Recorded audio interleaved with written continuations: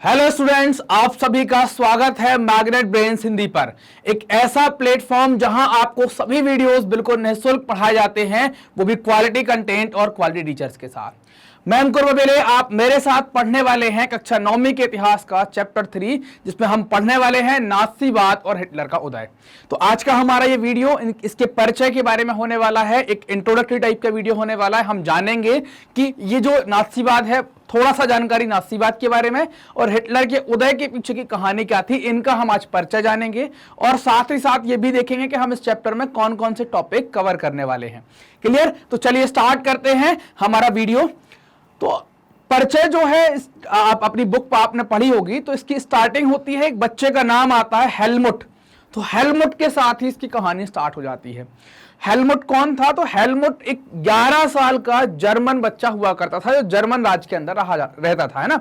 German का मतलब क्या हो गया कि वो जर्मनी का नागरिक था, जर्मन नस्ल का था। तो वहां का जो एक बच्चा था वो वहां रह रहा था, उसकी कहानी के साथ स्टार्ट होता है।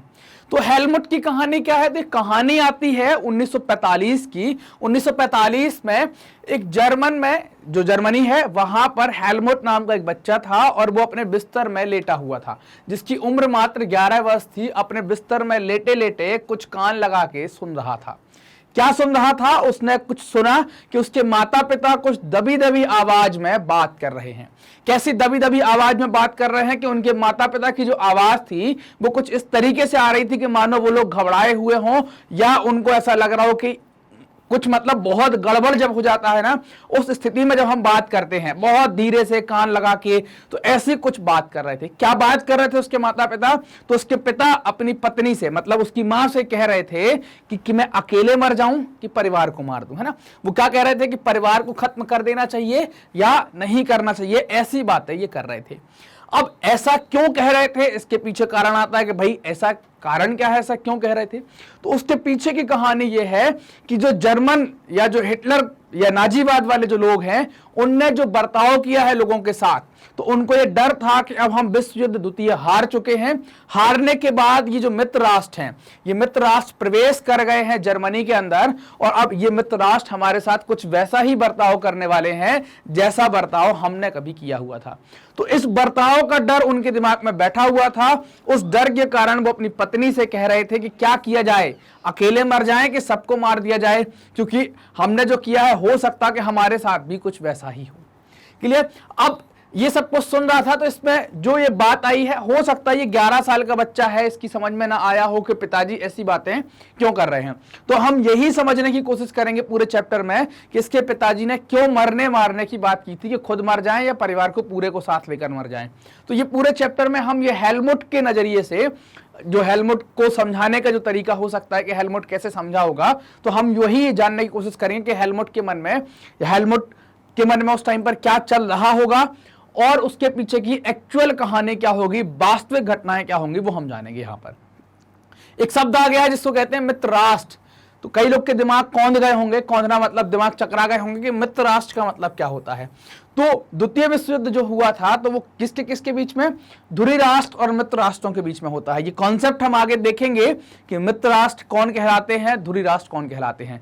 आप इतना समझ लीजिए मित्र राष्ट्र के लिए कि मित्र राष्ट्र वो राष्ट्र हैं जो एक साथ मिलकर जापान के विरोध, जर्मनी के विरोध में लड़े होंगे, उनको क्या कहा गया था? मित्र राष्ट्र कहा गया था। क्लियर ये बात? अब आगे बढ़ते हैं कि भाई हेलमुट ने कान लगाकर सुना तो, लेकिन जो घटना घटी रात में तो उन्होंने सुन लिया, उनमें कान लगा दिया कि भाई कुछ अरे मरे कि मार दिया जाए, ऐसा सब कुछ उनके द्वारा सुन लिया गया। क्लियर? अब हो क्या रहा था कि अगले दिन सुबह हेलमुट सो गया, अपने बिस्तर में दबा हुआ था, रजाई ओढ़कर सो गया। अगले दिन सुबह हेलमुट के पिताजी आए और हेलमुट के पिताजी ने हेलमुट का हाथ पकड़ा और हाथ पकड़ के कुछ इस तरीके से घूमने चले गए। कहां घूमने गए? बगीचे में घूमने चले जाते हैं। साथ में बगीचे के अंदर घूमे, गाना गाया, खेल कूद करी, उचक कूद करी, जो भी एक बच्चे को अच्छा लगता है वो सारे काम करे। मानो कुछ वो इस तरीके से कर रहे थे कि ये आज उनका आखिरी दिन होने वाला था। अब ये बात तो उनको ही पता थी कि आखिरी दिन होने वाला है कि नहीं होने वाला है। उनने हेलमुट के साथ खूब खेला, खूब गाने गाए, बचपन की यादें, मतलब जो पुरानी यादें हैं वो याद करी, उसके साथ खूब उसको अच्छा लगा और खेल कूद कर आए। खेल कूद कर आने के बाद अपने दफ्तर में गए और दफ्तर में जाकर गोली मार लेते हैं, खुद को गोली मार लेते हैं, सुसाइड कर लेते हैं, आत्महत्या कर लेते हैं। दफ्तर मतलब क्या? तो हेलमुट के पिता पेशे से एक डॉक्टर थे।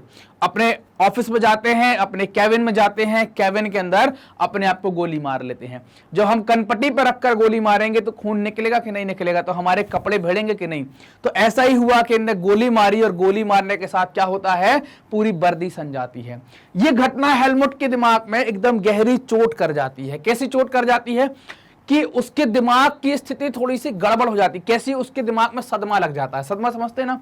एकदम यार बोले पापा सुबह तो गए थे, सुबह हमने घूमा, गाना गाया, नाचा, रात में वो ऐसी बात कर रहे थे कि मर जाएं क्या। सुबह ऐसा लग रहा था कि बहुत एक्साइटेड है, बहुत अच्छा, एकदम एकदम चकाचक चलने वाला है, और बस आए हैं, दोपहर में गोली मार ली। तो उसके दिमाग में एक बात बैठ गई और रात वाली बात के लिए कर गई कि पिताजी का आइडिया था कि बोले खुद मरे कि पूरे परिवार को मर जाए। तो उसको ये लग रहा था कि ऐसा नहीं कि इन्होंने मम्मी से बोला है खुद मर गए, अब मम्मी सबको जहर खिला दे, सबको पूरे परिवार को मार दे। तो ये उसको गहरा सदमा लगता है, दिमाग में ये बात बैठ जाती है।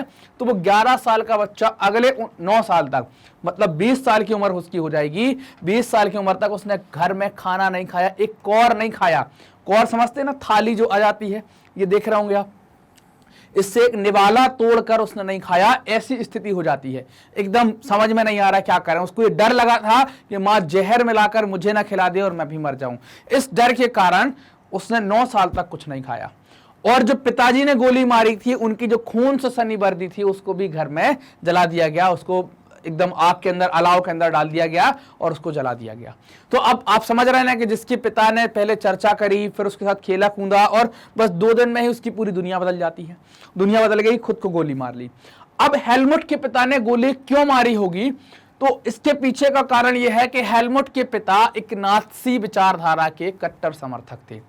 अब नात्सी क्या है? तो नात्सी जो हिटलर की एक पार्टी है ना, हिटलर की जो विचारधारा होगी उसकी पार्टी की, उसको नात्सीवाद कहेंगे। तो ये शब्द जो है वो हिटलर के समर्थकों के लिए कहा जाता है। एडोल्फ हिटलर के कट्टर समर्थक हुआ करते थे। अब हिटलर कौन है? तो हिटलर भाई ये है हिटलर, आप देख लो अच्छे से, यही हमारे पिक्चर के हीरो हैं। पूरे चैप्टर में हिटलर हिटलर ही चलने वाला है हमारा। तो हिटलर कहाँ है? तो जर्मनी के एक तानाशाह हुआ करते थे हिटलर, और जर्मनी को सबसे दुनिया का सबसे ताकतवर देश बनाना चाहते थे। उसके लिए उनने बहुत सारे प्रयास किए, गलत भी सही भी जो भी किया, लेकिन उन्होंने अपने देश को ताकतवर बनाने के लिए, लेकिन उनने उसमें कई सारे लोगों को मारा। इसलिए जब भी दुनिया में सन की तानाशाहों का जिक्र आता है तो उसमें हिटलर का नाम सर्वोपरि रखा जाता है, हिटलर का नाम सबसे पहले लिया जाता है। क्लियर? अब जो नात्सीवाद है, मतलब जो उनके पिताजी जिस चीज से जुड़े हुए थे, नात्सीवाद हिटलर से संबंधित है और हिटलर की पार्टी से संबंधित है। नात्सीवाद में जो शब्द है नात्सी, जर्मन भाषा का शब्द है। नात्सियो है ना, नात्सियोनाल जो एक शब्द है वो हिटलर की पार्टी का पहला शब्द है, नात्सियोनाल। और ये हिटलर की एक विचारधारा थी जिसमें वो शुद्ध नस्ल पर फोकस करते थे, शुद्ध जर्मन नस्ल पर फोकस कर रहे थे। इसके लिए उन्होंने किसको मरवाया था? यहूदियों को मरवाया था कि बोले निचले नस्ल की है, खून खराब है इनका, इनको बहुत हद तक मरवाया हुआ था, ये हिटलर है, ऐसे संबोधन दिया करते थे। तो ये मरवाने के पीछे, या उसने ऐसा भी कहा था कि जो कमजोर वर्ग के लोग हैं, मतलब जो लंगड़े लूले हैं, उनको जहर का इंजेक्शन दिलवा कर मरवा दिया गया। तो ऐसे जहर के इंजेक्शन लगाने वाले में कौन होगा? जो हेलमुट के पिता हैं उन जैसे डॉक्टर होंगे। इसीलिए उनको ये लग रहा था कि अब हिटलर तो हार चुका है, जर्मनी ने घुटने टेक दिए हैं, मित्र राष्ट्र प्रवेश करेंगे तो हमारे जैसे लोगों को पकड़ेंगे और हमको भी मारा जाएगा। इसी डर से वो खुद को गोली मार लेते हैं, सुसाइड कर लेते हैं। 1945 में, मई 1945 में जर्मनी का समर्पण हो जाता है मित्र राष्ट्रों के साथ। मित्र राष्ट्रों के सामने समर्पण कर देंगे। इसके पीछे कारण क्या है? जो द्वितीय विश्व युद्ध होगा वो जर्मनी हार चुका था, तो उसको समर्पण करना पड़ा। समर्पण कर दिया तो हिटलर एक चीज समझ गया। क्या समझ गया? समझ में आई आपको क्या समझ गया होगा? तो वो समझ गया कि भाई अब हार चुके हैं, अपने साथ अच्छा नहीं होने वाला है। तो हिटलर और हिटलर का जो प्रचार मंत्री, अभी अपन देखेंगे प्रचार का क्या कॉन्सेप्ट है हिटलर के लिए, चैप्टर में आगे बढ़ते चलेंगे तो हम प्रचार के बारे में भी देखेंगे। हिटलर और हिटलर के प्रचार मंत्री ने एक बंकर में पूरे परिवार के साथ गोली मार लेते हैं, आत्महत्या कर लेते हैं और हिटलर का अंत हो जाता है। क्लियर? तो अब हिटलर अपने आप पूरे परिवार को, और जो उनका प्रचार मंत्री है ना, गोबल्स, वो भी क्या करता है, अपने पूरे परिवार के साथ आत्महत्या कर लेता है। एक बंकर में दोनों लोग आत्महत्या कर लेते हैं। क्यों करते हैं? क्योंकि मित्र राष्ट्र जीत चुके थे, वो इनके साथ कुछ गलत करने वाले थे। इस कारण से उन्हें, हिटलर ने सुसाइड कर लिया। और यही डर किसके दिमाग में था? हेलमुट के पिता के दिमाग में भी यही डर था, इसी कारण से उनने भी सुसाइड कर लिया था। अब जब मित्र राष्ट्र जीत चुके थे, जर्मनी हार चुका था, हारने के बाद युद्ध के गुनहगार ढूंढने थे कि किन के कारण से युद्ध हुआ, है ना। युद्ध किसके कारण से हुआ, उनके गुनहगारों को ढूंढना था। इसके लिए क्या किया गया? एक अंतरराष्ट्रीय सैनिक अदालत लगाई गई। और यह अदालत कहां लगाई गई? न्यूरेमबर्ग के अंदर लगाई गई। न्यूरेमबर्ग में अदालत लगती है। क्यों लगाई गई? और इस अदालत ने क्या किया? लगाने के पीछे क्या था कि जो गुनहगार लोग हैं उनके ऊपर मुकदमा चलाया जाए नाज़ी युद्धबंदियों पर। कौन गुनहगार थे? जो नाज़ी युद्धबंदी थे, उनको पकड़कर उनके ऊपर मुकदमा चलाया जाए। क्या आरोप लगाए जाए उनके ऊपर? कि भाई ये शांति, मानवता, युद्ध के विरुद्ध अपराध करने के उनके ऊपर आरोप लगाए गए। और इन्हीं आरोपों का इनके ऊपर मुकदमा चलाया गया। हुआ क्या किया इस अदालत ने? तो इस अदालत ने क्या किया? सजाएं सुनाई। इसने 11 लोगों को मौत की सजा सुनाई और काफी कुछ लोगों को उम्र कैद की सजा सुनाई। तो अब ये बात समझ में आती है कि यार जो जर्मनी है, जर्मनी में तो कहते हैं कि बड़ा नरसंहार हुआ था, यहूदियों के साथ बहुत गड़बड़ हुआ था। तो उसके तुलना में जो हिटलर ने किया या हिटलर की विचारधारा वाले लोगों ने किया, उसकी तुलना में 11 लोगों को फांसी देना तो बहुत छोटा सा कदम है, बहुत बड़ा कदम नहीं है। तो क्यों नहीं उठाया सैनिक अदालत ने ज्यादा बड़ा कदम? नहीं उठाने के पीछे कारण क्या था? इनको ये लग रहा था कि पहले विश्व युद्ध में जो कठोर कदम जर्मनी के ऊपर या कठोर प्रतिबंध जर्मनी के ऊपर लगा दिए गए, उसी का परिणाम था दूसरा विश्व युद्ध। तो ये चाहते थे कि इनको सजा भी दे दी जाए, पनिशमेंट भी मिल जाए, लेकिन इस तरीके से ना हो कि अगला तीसरा विश्व युद्ध हो जाए। तो इसी कारण से बहुत कम लोगों को, मतलब जो अगर हम तुलना करें हिटलर और उसकी पार्टी के कृत्यों की, उनके द्वारा किए गए कार्यों की, तो उसकी तुलना में बहुत कम सजा उनको मिली हुई थी। सजा कम देने के पीछे कारण क्या था? सजा कम देने के पीछे कारण सिर्फ इतना ही था कि वहां पर तीसरे विश्व युद्ध की तरफ ना चले जाएं। जर्मन में जो नरसंहार हुआ वो दूसरे विश्व युद्ध के दौरान होता है ना। जो अपन बात कर रहे हैं ना कि भाई ये सजा कम है, तो क्या है, जब दूसरा विश्व युद्ध चल रहा था, जर्मनी दूसरे विश्व युद्ध में शामिल था, उसी दौरान जर्मनी के अंदर भी एक नरसंहार चल रहा था। क्या नरसंहार चल रहा था? कि कुछ खास नस्ल के लोगों को मारा जा रहा था। कैसा मारा जा रहा था खास नस्ल के लोगों को? कि वहां पर खास तौर से यहूदी, 60 लाख यहूदी, 2 लाख जिप्सी, पोलैंड के कुछ निवासी लगभग 10 लाख, और जर्मन के जो अपाहिज और मानसिक रूप से विकलांग लोग हैं, इनको मारा गया। 70,000 लोग ये भी थे। इन सबको मारने के लिए जहरीली गैसों के चैम्बर और जहरीले इंजेक्शन, जिनको दया मौत भी कहेंगे आगे, उन सबका उपयोग किया गया। वहां पर इनको मारा गया।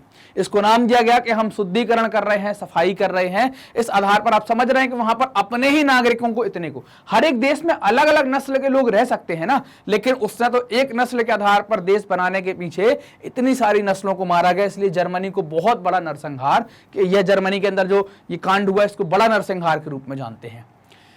इसमें क्या हुआ कि भाई इसी दौरान क्या होता है, प्रथम विश्व युद्ध के बाद नाज़ी जर्मन का उदय होता है। प्रथम विश्व युद्ध में जर्मनी के ऊपर बहुत अपमानजनक शर्तें लगा दी गई, जो जर्मनी की जनता सहन नहीं कर पा रही थी। और ये अपमानजनक शर्तों ने ही क्या कर दिया, नाज़ी जर्मन के उदय की बात रख दी, उनके लिए रास्ता एकदम प्रशस्त कर दिया, एकदम आगे चले गए। ये प्रथम विश्व युद्ध था। 2 विश्व युद्ध हुए हैं, पहला और दूसरा। तो पहले विश्व युद्ध का जो परिणाम था, उसका परिणाम का अगर हम दूरगामी परिणाम देखें तो क्या निकला, दूसरा विश्व युद्ध निकला, और जर्मनी के अंदर नाज़ी जर्मन का उदय वहां पर हो जाना। अब हम इस वीडियो के अंदर या इस चैप्टर के अंदर हम क्या पढ़ने वाले हैं, तो हमारा जो चैप्टर होने वाले हैं, हम इसके अंतर्गत ये सारी चीजें देखने वाले हैं। जैसे कि हमारा पहला टॉपिक आएगा वाइमर गणराज्य का जन्म, birth of the Weimar Republic. इसी के अंतर्गत हम देखेंगे कि युद्ध का क्या असर होगा, राजनीतिक रेडिकल मतलब अमूल परिवर्तनवाद और आर्थिक संकट, और मंदी के साल, है ना, द ईयर्स ऑफ डिप्रेशन की मंदी में कैसा यहां पर चल रहा था। अब अगला है, इसमें देखेंगे हम हिटलर का उदय, है राइज ऑफ हिटलर या हिटलर्स राइज की, हिटलर का कैसे उदय होगा। उदय का मतलब प्रकट होना नहीं, हिटलर कैसे हिटलर बनेगा, ये हमें यहां देखना होगा। तो इसके अंतर्गत हम 2 टॉपिक पढ़ेंगे कि लोकतंत्र का ध्वंस। जब हिटलर आएगा तो हिटलर को हम तानाशाह के रूप में जानते हैं, वो एक डिक्टेटर है, और जैसे ही वो गद्दी पर आएगा तो क्या करेगा, लोकतंत्र को खत्म कर देगा। तो लोकतंत्र का ध्वंस होगा, और उसके बाद जर्मनी को अपने तरीके से बनाएगा। तो रिकंस्ट्रक्शन भी हमें पढ़ना होगा जर्मनी के बारे में, या हम पुनर्निर्माण के बारे में भी पढ़ेंगे कि कैसे पुनर्निर्माण दोबारा होगा। क्लियर। तो हिटलर के उदय में खास तौर से 2 टॉपिक हम फोकस करेंगे। हिटलर की जो विचारधारा है या हिटलर की जो पार्टी है उसको नाजी या नास्ती कहा जाता है। तो नाजियों का विश्व दृष्टिकोण कैसा है, वो विश्व को कैसे देख रहे हैं, वो हमें देखना है। इसमें नस्लीवाद राज्य की स्थापना, नस्ल के आधार पर एक राज्य की स्थापना, जिसमें हिटलर को आप देखेंगे वो एक ही खास प्रकार के नस्ल पर फोकस करता था और उसमें सबसे अच्छी नस्ल वो अपनी आप की नस्ल जिसको जर्मन नस्ल कहते हैं, जर्मन आर्य, उनको फोकस करता था। तो उनके आधार पर राज्य मतलब अपने देश की स्थापना। नस्ली कल्पना लोक है ना, नस्ली यूटोपिया, नस्ल के आधार पर वो अपना एक संसार रचना चाहता था, वैसी कुछ बातें, अपना एक देश बनाना चाहता था, वैसी कुछ बातें हम इसके अंतर्गत देखेंगे। फिर इसके बाद जब हिटलर गद्दी पर बैठ जाएगा, द्वितीय विश्व युद्ध का समय चल रहा होगा, उस टाइम पर जर्मनी में मौत का सिलसिला चल रहा होगा। तो इसमें हम वो मौत का सिलसिला देखेंगे, स्टेप्स टू डेथ, जिसमें आप ये देखें कैसे हिटलर के द्वारा विभिन्न दूसरी जातियों के लोगों को, दूसरी नस्ल के लोगों को मारा गया, मारने के लिए क्या सिस्टम रखे गए, ये सारी बातें हम यहां देखेंगे। उसने अपने ही लोगों को भी कई सारे लोगों को मारा, तो उनके मारने का तरीका, इनको कैसे मारा, ये सब मिला जुला के क्या कह दिया गया, इसको कहा गया मौत का सिलसिला। अब जब उसने इसको कहा था युद्ध की मतलब देश की सफाई के बाद बात आती है युवाओं के ऊपर। तो युवाओं की स्थिति कैसी थी, नाज़ी जर्मन में युवा अपने आप को कैसा देख रहे थे, युवाओं को कैसा लग रहा था, तो ये सारी बातें यहां पर देखेंगे। युवा की स्थिति कैसी है, रोजगार है कि नहीं है, कि बेरोजगार है, उनके साथ कैसा व्यवहार हो रहा है, उनको क्या क्या किया जाएगा। तो हिटलर ने इनके ऊपर भी नियंत्रण रखा था, इनको भी हम देखेंगे। युवा होगा तो युवा की मां भी होगी, तो मातृत्व की सोच, मातृत्व की नाज़ी सोच क्या होती थी, यहां पर हमें ये देखना है। फिर इन सब में अपने हिटलर की अपनी एक कला, जिसको कहते हैं प्रचार की कला, द आर्ट ऑफ प्रोपोगेंडा, उस आर्ट ऑफ प्रोपोगेंडा को भी हमें देखना है यहां पर कि कैसे प्रचार करेंगे। आम जनता और मानवता के खिलाफ अपराध, ये वाली बातें देखेंगे। महाध्वंस के बारे में कुछ जानकारियां, हेलोकास्ट जो है उनके बारे में कुछ जानकारियां हमें लेनी है। तो ये सारे टॉपिक एक एक करके हम बहुत अच्छे तरीके से डिटेल्ड वे में हम इनको पढ़ने वाले हैं, एक एक को कवर करने वाले हैं। क्लियर? मैग्नेट ब्रेन्स ने आप सभी के लिए अपनी एक वेबसाइट बनाई है, अपना एक ऐप बनाया है। मैग्नेट ब्रेन्स का ऐप डाउनलोड करने के लिए आप प्ले स्टोर पर जाएं, वहां पर टाइप करें मैग्नेट ब्रेन्स, आपको ऐप मिल जाएगा। आप ऐप से भी आप सारे वीडियो देख सकते हैं। दूसरा, उन्होंने अपनी एक वेबसाइट बनाई है। तो मैग्नेट ब्रेन्स ने वेबसाइट और ऐप क्यों बनाया, तो आपके लिए बनाया गया है, आप सुविधापूर्वक तरीके से अपनी पढ़ाई जारी रख सकें, एक के बाद एक वीडियो सिस्टमैटिक तरीके से आप देख सकें। तो गूगल पर टाइप करेंगे magnetbrains.com, जैसे टाइप करेंगे तो आपको बहुत सारी लिंक खुलेगी, पहली ही लिंक आपको मिल जाएगी, आप मैग्नेट ब्रेन्स की वेबसाइट पर एंटर कर जाएंगे। एंटर करेंगे तो वहां आपको सेलेक्ट करना होगा कि आप कौन से मीडियम से पढ़ना चाहते हैं। आपने सेलेक्ट किया हिंदी मीडियम, फिर आपके सामने बहुत सारी क्लासेस आ जाएंगी, तो आपको अब ये सिलेक्ट करना होगा कि आपको कौन सी क्लास में जाना है। आप मान लीजिए कक्षा 9वीं के हैं, तो आपने कक्षा 9वीं पर क्लिक किया, दबाया, और जैसे ही उस पर क्लिक करेंगे तो क्या होगा, आपके सामने सभी टीचर आ जाएंगे। यहां पर आप मान लीजिए कि आप किसके वीडियो देखना चाहे, किसी के भी आप वीडियो देख सकते हैं। मान लेते हैं कि आपने सामाजिक विज्ञान का देखना था और आपने यहां पर वॉच नाउ पर क्लिक किया। जैसे ही वॉच नाउ पर आप क्लिक करेंगे तो होगा क्या कि आपकी एक प्ले लिस्ट आपको यहां पर देखने को मिलेगी कि आपके जो भी आपने सब्जेक्ट पकड़ा है कि सामाजिक विज्ञान में इतिहास, आपकी बुक का नाम होगा, वहां पर आप सर्च कीजिए, वहां देखेंगे, आप क्लिक करेंगे, सारे चैप्टर ओपन हो जाएंगे। हर चैप्टर के टॉपिक, सब टॉपिक सब आपको देखने को मिलेगा, आप आसानी से वीडियो देख पाएंगे। अब ये वीडियो में क्या होगा कि जब आप ऐसे देख रहे हैं, वीडियो खत्म हो गया तो यहीं से आपको नेक्स्ट वीडियो का ऑप्शन भी मिल जाएगा, आप अगले वीडियो पर भी चले जाएं। तो ऐसे क्या होगा कि आप बहुत सिस्टमैटिक तरीके से अपनी पढ़ाई जारी रख पाएंगे, आपको किसी प्रकार की कोई बाधा नहीं होगी। आप सभी जानते हैं कि मैग्नेट ब्रेन्स हिंदी माध्यम के विद्यार्थियों के लिए कक्षा 6 से लेकर कक्षा 12वीं तक का संपूर्ण पाठ्यक्रम बिल्कुल निःशुल्क में उपलब्ध करा रहा है। ये पाठ्यक्रम प्राप्त करने के लिए आपको करना क्या है, आप मैग्नेट ब्रेन्स हिंदी से जुड़ने के लिए आप मैग्नेट ब्रेन्स हिंदी को सब्सक्राइब करें। जो भी सेशंस होते हैं, जो भी वीडियोस आते हैं, उनको जरूर से लाइक करें और अपने दोस्तों में शेयर करना ना भूलें। शेयर जरूर करें ताकि सभी लोग इसका फायदा उठा सकें। कमेंट कर हमें भी बताएं कि आपको वीडियोस कैसे लग रहे हैं। Thank you.